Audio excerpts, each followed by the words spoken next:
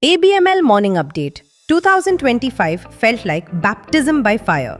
However, Nifty closes in style, a whisker from highs. Global markets. The S&P 500 pulled back on Wednesday, though the index still closed out a bumper year. The broad market S&P 500 dipped 0.74%, the Nasdaq Composite fell 0.76%, and the Dow Jones Industrial Average lost 0.63%.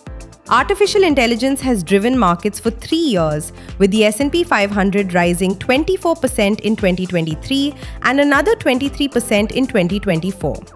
The initial AI-fueled rally began after ChatGPT's launch and mirrored the early internet boom.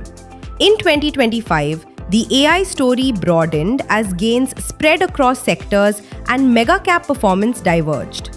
Alphabet surged 65.4% on AI optimism, while Amazon lagged with just a 5.2% gain. European stocks ended the last trading day of the year on a mixed note, with the Pan-European Stoxx 600 closing 0.1% lower in a shortened trading session as most sector indices traded in the negative territory. Domestic market. Indian equity indices ended on a positive note on December 31st. At close, the Sensex was up 0.64% at 85,220 and the Nifty was also up 0.74% at 26,129. GIFT Nifty trades higher by 72 points at 26,347, signaling a positive start to the trading session.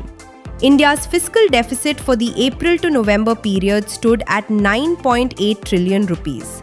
The amount represents 62.3% of the total fiscal deficit estimated for the full financial year ending March 31st.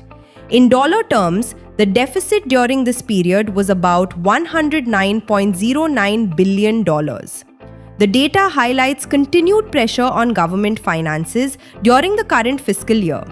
Despite this, India has outlined a medium-term consolidation plan. For the 2025-26 financial year, the government has set a fiscal deficit target of 4.4% of GDP.